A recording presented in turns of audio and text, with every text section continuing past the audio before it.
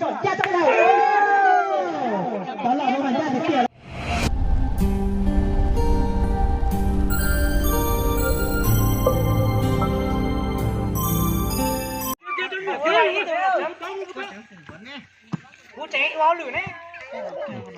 tàu tương tàu cũng bản tàu á nên tàu để có tàu tương tàu sao không tàu nhé có cân tàu à mà đổ xí này ta mới á thông qua tỷ lệ tàu dùng cho lo này ngủ tàu chi điểm ta cho tới luôn với tàu cho tới luôn mà nếu chín tàu lúc vòng nữa là chỉ tính à nếu phải tàu lúc nhiều là tàu lúc nhiều mới đâu nên tàu lo lành ấy hủ ấy tàu chi điểm vùng thủ A nhất vùng thủ A nên là tàu mà phải còn cải điểm tao cải điểm rõ mà họ vùng thủ B tàu nó mình rốn đeo đi tối tao mà tổng cả xe tàu điểm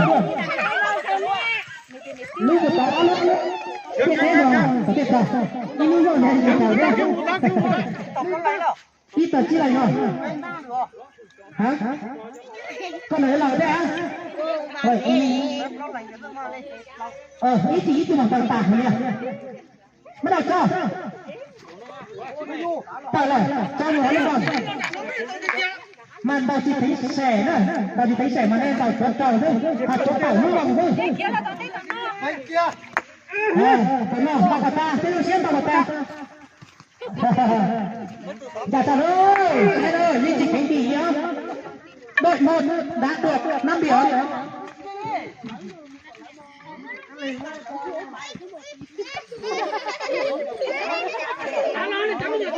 自己等水。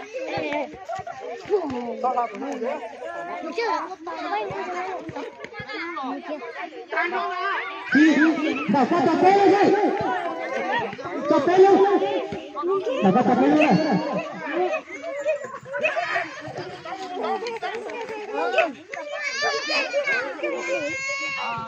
mà tiền ơi ra cà phê đi chỉ cần đánh ra tiền này cà phê đánh ra chả ơi chả phải ra đâu à đội bạn ơi vô lên ơi tao nói kể cho chúa mẹ mà cái gì tại đâu nữa chỉ không không nhỉ lượt 2 đã được 10 điểm rồi này chỗ tôi chỗ căng cái chỗ đi lùa chỗ tôi điểm cho đội 2 đội 1 đã được 10 điểm trong vòng 2 nữa đợt nó cho luôn cho luôn một tí nữa kể cả lúc mà tao lo đi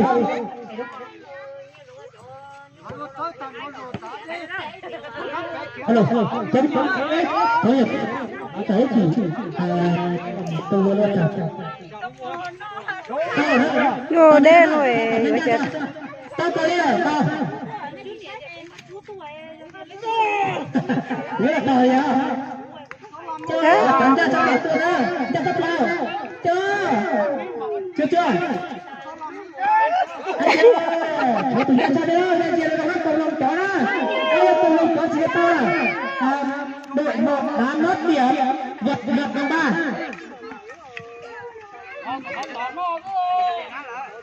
là tao cầu 9 điểm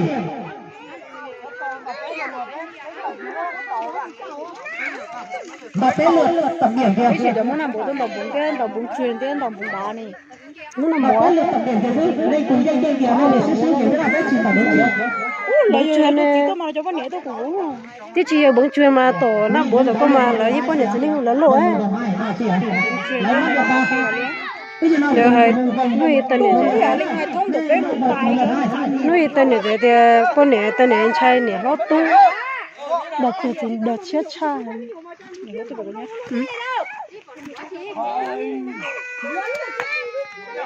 yeah được có như ta lia được có như ta lia tao cái chụp con điểm nó lo xe nó tu xe đua rồi nó lo thay lên nè cái này nó tu rồi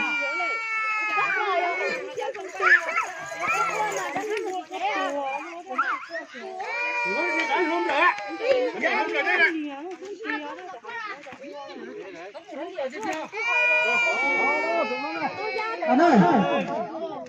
Bây giờ lượt 2 đã được điểm. Là giải cờ. Đâu được ta. Thế cho ta là giải chấp đó. Dòng xuyên ra. Đâu. Chúng ta là lượt 2 đã được điểm. 10 điểm cho đội 1.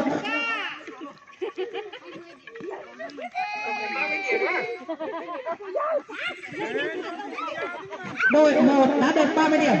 Ăn chắc trên tay rồi. Nhưng mà chắc tuổi trẻ nó còn mạnh hơn nữa đấy. Thế nhảy nó chạy. Thế nhảy nó chạy thì sao bây giờ?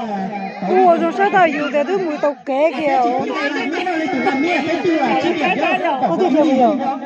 Thằng đó là thì còn nó có nhảy nó thịnh thay nhảy. Cô để rất hay. Ủa còn ra sắp ra nữa mà. Trên đây là. Cái đầu nó chỉ thở nhé. Ôi chín tao á.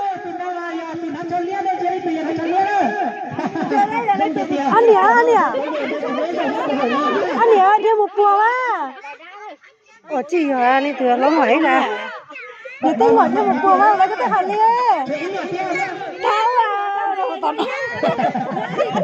Chị sai kìa đó. Thế mà nó chỉ tới bùa còn mà tới tên một khởi ông ấy tên á.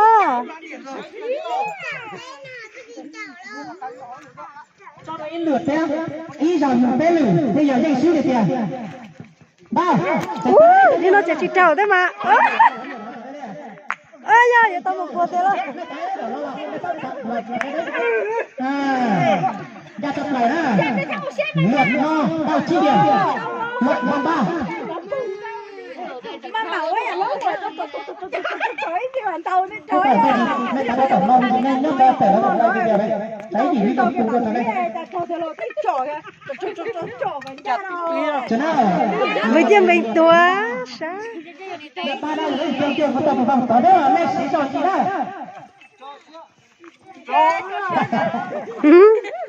Tao cho tiền phê luôn. Tránh đi. Chọn cha trong đầu. Đó là nó ra thì kìa đó, chỉ có tìm ra lên kìa. Đi cho nó cho liên vừa. Thôi hiểu kìa. Tránh đi. Mình để cho ưa liệt thóc của đế luôn. Được đi. Được đi, tẩu điểm nhé. Chỉ thì nó cho điểm nó luôn cho số người kia. Ôi, chờ giờ vô xong hoàn tàu thì chơi giờ vô xong ra chào. Tháo em tao bốn lần đầu nằm mơ tháo. Mình sống luôn nó.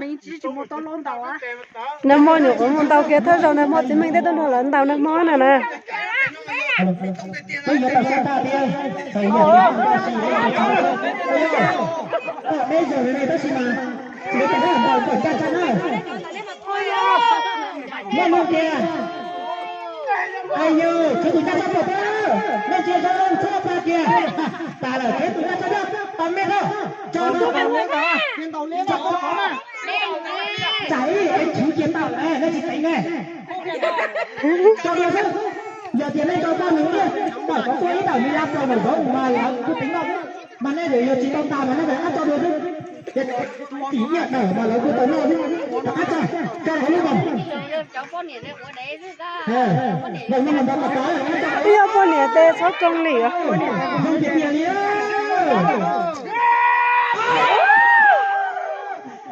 Cái gì tâm được không có gì đó. Cái gì tâm được không có gì đây à? Nóจะเรามาตามđiểm này đó nè. Liệt ra đã mất điểm từ vùng Quế. Vậy là ai ta bé đó lò cho vào trong buồng này á. Có lò mà có thể mua rồi cha tôi sẽ để ví dụ như nó lò ở trong tình. Vô riêng cho chào, vô riêng này. Ý tụ quân đó này. Cái mà ý chỉ tụ vùng Quế là chỉ cho nó mà đi tái tụ đâu. Ý tụ mà nó nó cho tao lúc còn chứ. Yeah, có thể thao một bộ ba. Xa cổ người ta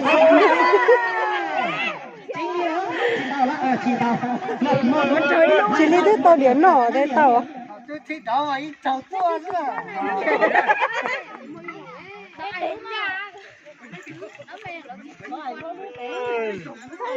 Mình cái đi.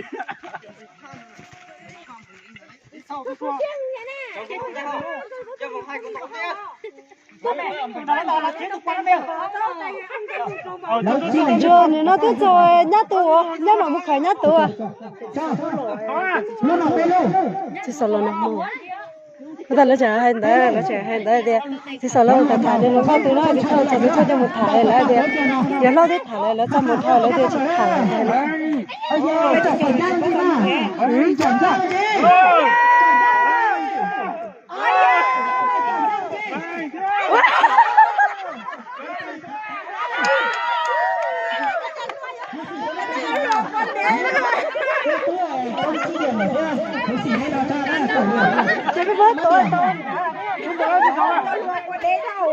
Con ơi.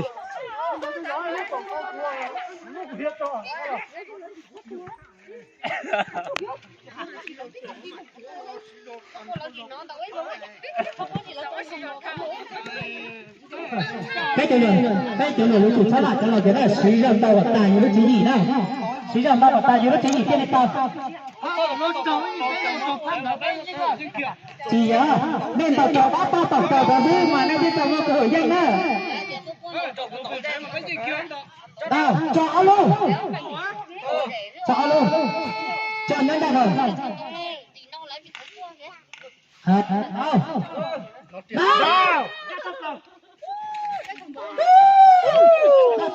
chỉ khỏi kẹt lúc này mà tao không có được cầu lông chó thầy ơi cầu lông chó mà tao được tiền đấy chưa chưa mama đầu ơi lông nào ơi ơi mama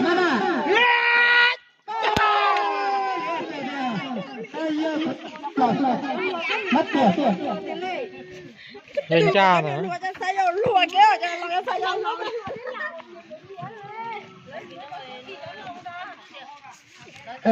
Trở lấy cho ấy rồi nè. Trở lấy cho ấy. Cho đu lúa à. Trở lấy cho ấy. Cho đồ liền. Nó có lệnh cho. chỉnh chỗ bằng thế xí nào á cái loại xí nào thiệt chắc này cái loại kia không chán tôi tuần đi đúng mà cái này lá chi chắc đâu chắc đâu rồi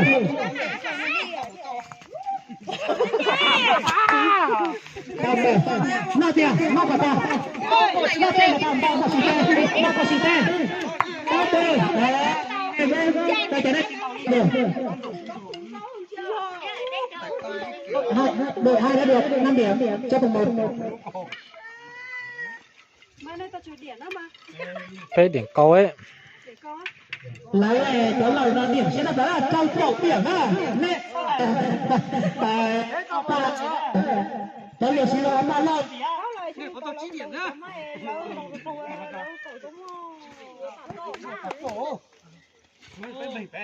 Tao cho. Cho đó. Ừ.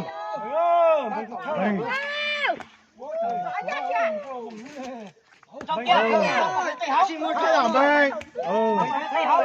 Như đó làm đây. Mất tiền. Học tiền đâu hả? Ô, điểm mà rồi.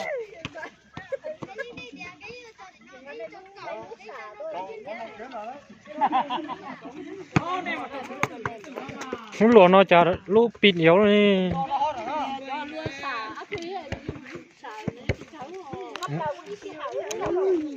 Bây giờ lúc ta giữ thấp là plau xì hậu đấy.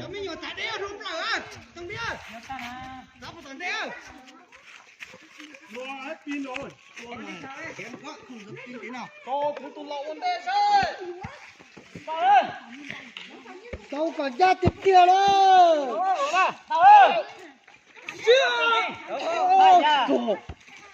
Con đi.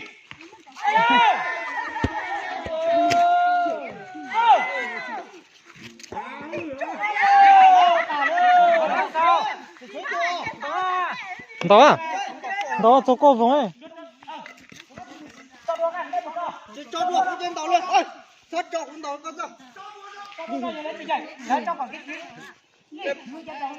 cái chụp phố từ lúc ý là chĩa hay là đen rồi à từ lúc tôi mà giờ chỉ chĩa mà nó chỉ nói rồi thốt muốn là nó vậy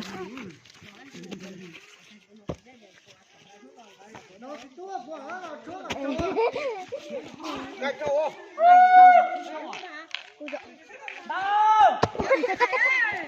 lộc kia tập tên liên hai là đúng không tao cả để nó tao có nó lù nó tối nên tao đun lù nó tối này tao không làm kêu à có thể nó đi đâu họ điện nhỉ tiền lắm không mình lúc nhỉ kiểu cuốn tao đấy tại tao tao đấy kiểu cuốn sáu tao này mua tiền tao đây à kho đó nhìn miếng à vậy ơi sẽ phải tôi cái trâu sẽ là há chặt trâu rồi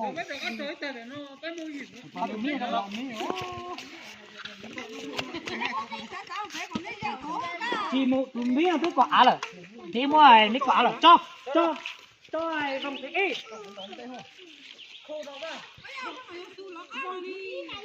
cho đó cho con tao đây thì đâu nét cho quả ta cho quả ta nó không vòng thích ý tao đi câu hồ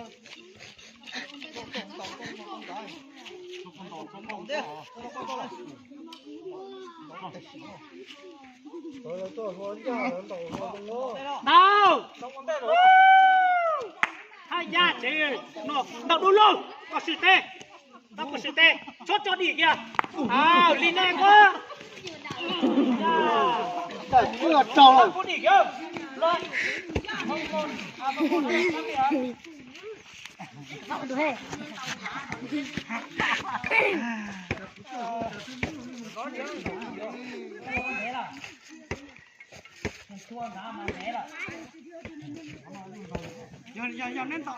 giờ nên tàu trò đó nó tàu theo cái là ăn tàu đua hoàn điểm là ăn tàu đua có điểm ăn tàu quyết định mà cho đó cho con tao đây này không phải chạy cơ nào dùng cái tiếng ôi chả tổ tổ tình đấy mà giờ bạn nhận thở đó đâu kia cái chỉ già thế nào đấy mà hết tụi tàu đó chặt phết để đây chim tàu á ôi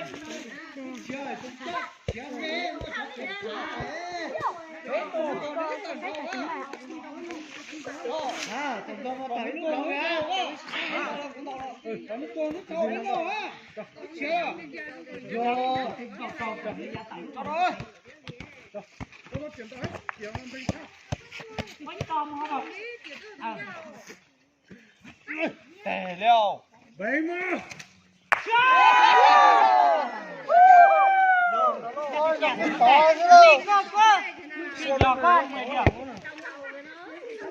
hoa điển ấy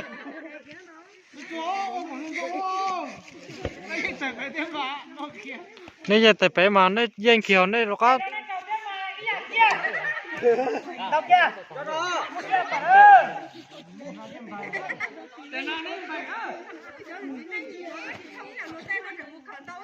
ôi linh tắc tóc cổ đã rồi mà cho đi rồi con mình gì đó biết chẳng đâu ôi chặt chết chết tổ thế tụi ta là gì nó đó à đâu linh ôi sao nó cuồng à linh hả ôi đó này có ghế tao non tàu đó thấy tôi nét chuyện tôi bây giờ cho nấu nhiều cho thì cho lấy ít chứ cho to hả khu nên tới giờ trốn nó phải là ăn tàu đua bánh khối không giờ nó còn thể lấy dây đấy nó còn thể nó là ta đó chỉ đi đấy mì tôm như nó non à kéo tao đi không